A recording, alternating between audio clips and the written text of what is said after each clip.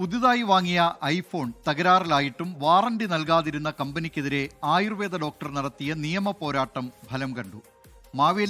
മാവേലിക്കര സ്വദേശിനിയായ വാണി എസ് പ്രസാദാണ് ആപ്പിളിനെതിരെ കോടതിയെ സമീപിച്ചത്. 1.5 വർഷത്തെ നിയമ പോരാട്ടത്തിനൊടുവിലാണ് അനുകൂലമായ വിധി സമ്പാദനം. കോടതി ഉത്തരവ് പ്രകാരമുള്ള നഷ്ടപരിഹാരം ആപ്പിൾ കമ്പനി പരാതിക്കാരിക്ക് അയച്ചു നൽകിയിട്ടുണ്ട്.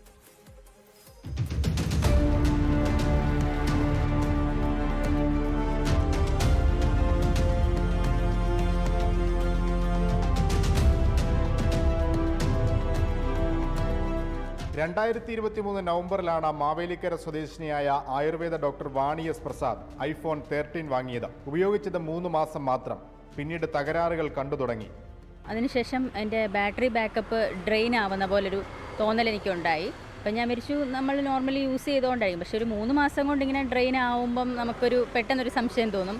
പെട്ടെന്നൊരു ദിവസം ബാറ്ററി ബൾജ് ആവുന്ന പോലെ ഒരു ഭാരം എനിക്ക് തോന്നി. അപ്പം ഞാൻ വെച്ച് ഇത്രയും ഭാരം എങ്ങനെ വന്നു എന്നുള്ളത് നോക്കിയപ്പോൾ അതിൻ്റെ സ്ക്രീൻ ഇച്ചിരി മേപ്പോട്ട് തള്ളിയിരിപ്പുണ്ടായിരുന്നു.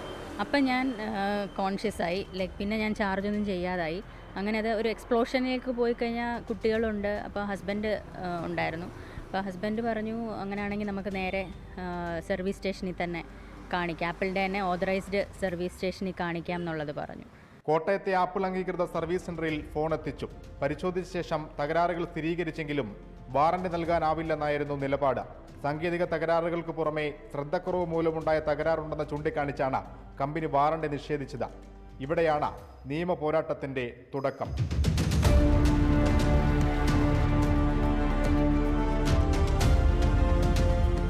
ഫോണിൻ്റെ ഇടതുവശം താഴെ ഒരു ചെറിയ ഡെൻ്റ് ഉള്ളതുകൊണ്ട് അവരുടെ ഫിസിക്കൽ ഡാമേജ് എന്നൊരു കണ്ടീഷനിലാണ് ഉള്ളത് കൊണ്ട് തന്നെ ഇനി അതിന് വാറണ്ടി ലഭിക്കില്ല എന്നുള്ള രീതിയിലേക്ക് അവർ പറയുന്നുണ്ട്. ഏകദേശം 60,000 രൂപ വിലയുള്ള ഫോണിന് 50,906 രൂപയാണ് അവർ സർവീസിന് ആവശ്യപ്പെട്ട തുക.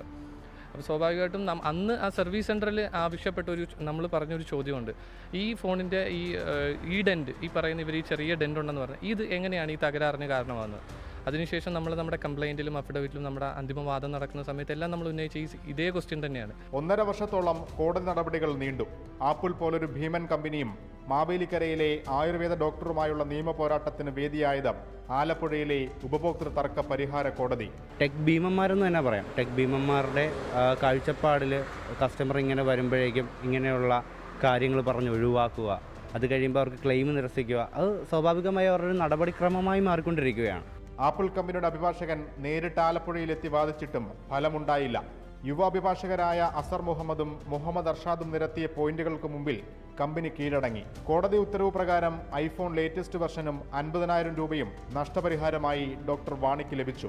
ആപ്പിളിനെ സംബന്ധിച്ച് ഈ ഒരു ഐഫോൺ 13 തിരികെ തരിക എന്ന് പറയുന്നത് ഒരു വലിയൊരു ഐസ്ബർഗിൻ്റെ ഒരു അറ്റത്തെ ഒരു സംഭവം മാത്രമായിരിക്കും.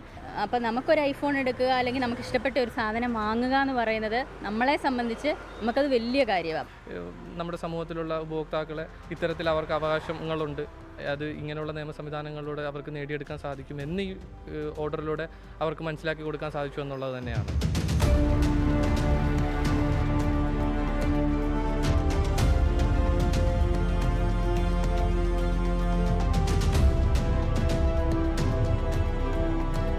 ഉപഭോക്താവാണ് രാജാവെന്ന തത്വം ഒരിക്കൽ കൂടി ആഴത്തിലുറപ്പിക്കുകയാണ് ഈ നിയമ പോരാട്ടം. ആലപ്പുഴയിൽ നിന്ന് ഷിബിൻ ബഷീറിനൊപ്പം അശ്വിൻ പാലാഴി, 24. പൊതുജനം കഴുതയല്ല സാർ.